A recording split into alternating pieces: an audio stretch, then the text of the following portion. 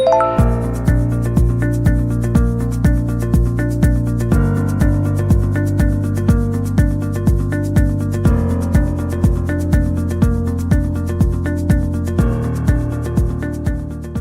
suis né dans un ksar de la vallée, évidemment, du Ziz, aux alentours de Rachidia. Au bout du lycée, de l'université en France, j'ai décidé d'aller aux États-Unis. Toujours ce mirage de voir autre chose. Au bout de mon université à New York, c'était un MBA dans le temps, que je reviendrai pour faire un doctorat, mais à ce niveau-là, j'avais un poste aux Nations Unies, on appelait ça Young Professional. J'ai conjugué avec ça la consultation internationale. J'avais déjà des connaissances du milieu de la, Nations Unies, Banque mondiale, etc. Et j'ai fait participer à pas moins d'une centaine de projets dans plus de 100 pays. Et j'exagère pas, quand descend, ça a l'air gros. Mais en réalité, je n'ai fait que voyager pendant la plus grosse partie de ma vie. Donc voilà, avec cela, j'ai écrit un certain nombre de livres, toujours sur une dimension très précise de mon engagement, celui de lutte contre la pauvreté.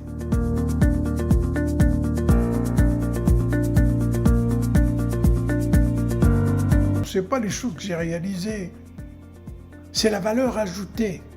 Je suis parti de A et j'étais arrivé à B. Et quel est le secret de cette évolution? Eh bien, le secret est simple. Il faut avoir un projet en tête et être prêt à se battre pour le réaliser. C'est pourquoi mon conseil, c'est se faire un projet de vie et se mettre prêt à vouloir le réaliser.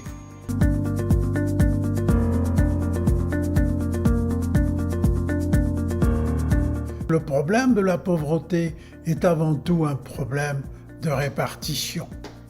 Et la première des choses que j'ai faites, c'est que j'ai adopté comme projet académique la lutte contre la pauvreté. J'ai écrit évidemment un certain nombre, une dizaine de livres sur le sujet. Toutes mes consultations internationales, c'était pour des projets de développement.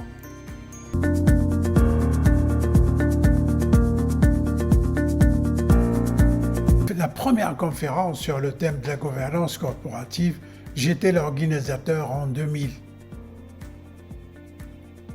à Montréal.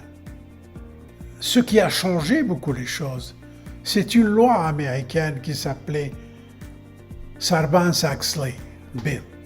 Cette loi-là est venue mettre de l'ordre chez les entreprises parce qu'on a constaté qu'il y avait un excès au niveau justement de cette répartition de richesse et de sa propriété indue. Depuis ce temps-là, tous les pays, évidemment, ont leur code de bonne gouvernance. Toutes les entreprises ont leur code de bonne gouvernance.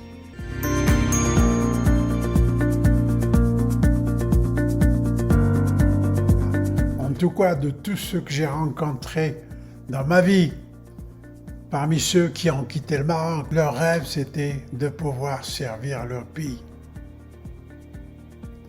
Mon rêve à moi était toujours de pouvoir rehausser le niveau de vie des gens de mon village, de mon ksar.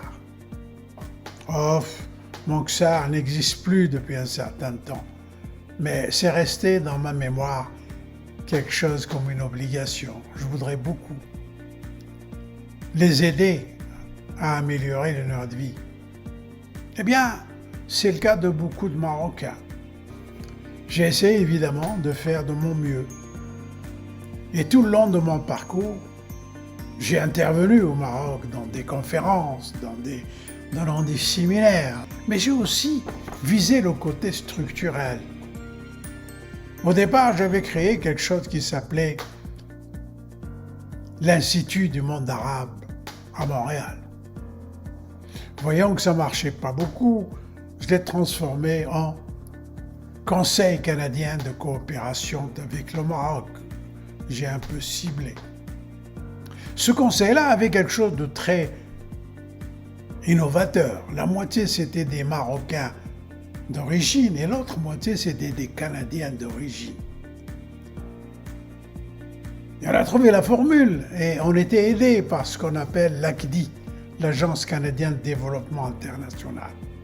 À chaque fois qu'on voyait un Marocain qui avait une responsabilité dans une entreprise canadienne, on pouvait lui payer un voyage au Maroc, tout compris, pour qu'il puisse dénicher un potentiel de collaboration avec le Canada.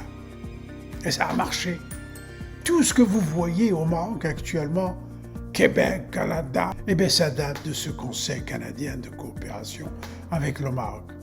Toutes les écoles qui donnent des diplômes canadiens, plein de projets comme ça, évidemment, ont eu lieu à cause de Marocains qui travaillaient dans des entreprises canadiennes et qui acceptaient d'aider à développer la coopération canado-marocaine.